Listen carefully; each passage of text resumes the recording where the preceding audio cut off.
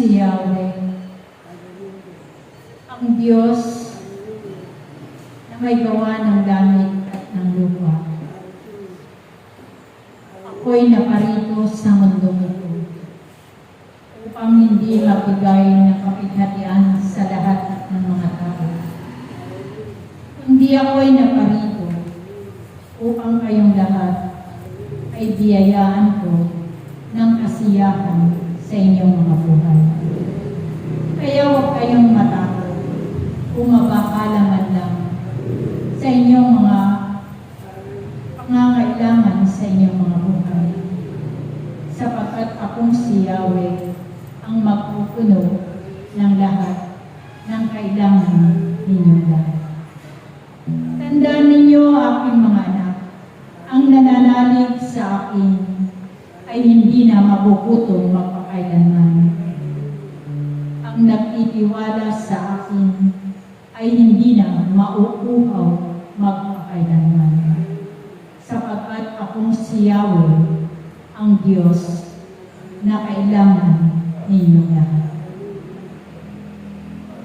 Ang humihingi sa akin ng kagalingan, sa Kanya ang kagalingan. Ang hihingi sa akin ng kalakasan, ay sa Kanya ang kalakasan. Ang hihingi sa akin ng kapayapaan, ay sa Kanya ang kapayapaan. Kaya kayo na naririto, naway panaligan ninyong lahat, sampalatayanan ninyong lahat, na ako'y naririto upang kayo'y tulungan, upang kayo'y hindi iiwan magpakailanman. Sapagkat akong si Yahweh, ang Diyos na tinatawag ninyo sa araw-araw ng inyong mga buhay. Tandaan ninyong lahat, aking mga anak, ang aking watawat ay nakaluklok sa bawat tahanan ninyong lahat.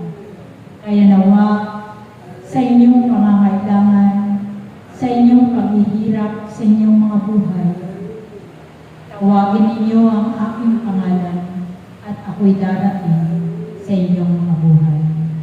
Kaya manalangin kayong mabuti, aking mga anak, kung nakakaranas man kayo ng mga pagsubok sa inyong mga buhay. Ako'y narito kasama ninyo at hindi ko kayo mababayaan magpakailanman. Kaya nawa ang bawat isa na narito, magpatuloy lang kayong sumunod sa aking kalooban at kailanman ay huwag kayong tatalikod sa akin kahit kayo ay nakakaranas ng pagsubok sa inyong mga buhay. Kaya aking mga anak, manalangin kayong mabuti, kapagkat ang pangako ng inyong Ama kailanman ay hindi ko kayo pababayaan. Patuloy ko kayong magagalingin sa inyong karamdaman. Patuloy ko kayong palalakasin sa inyong mga katawan. Patuloy ko kayong pagpapalain sampo ng inyong mga mahal sa buhay, sapagkat kayong lahat na aking tinawag sa kawan na ito, kailanman ay hindi ko kayo binubutong magpakailanman. Patuloy akong nagpapadala ng mga pangangailangan ninyo, mga pagkain na makalangin, para kayong lahat ay lalakas at gagaling. Kaya tandaan ninyo, aking mga anak, magpatuloy kayo sumunod sa aking kalooban. Tandaan ninyo, aking mga anak, naway nais ko kayong biyayaan ngayon ng pagkain na makalangin para sa inyong kagalingan.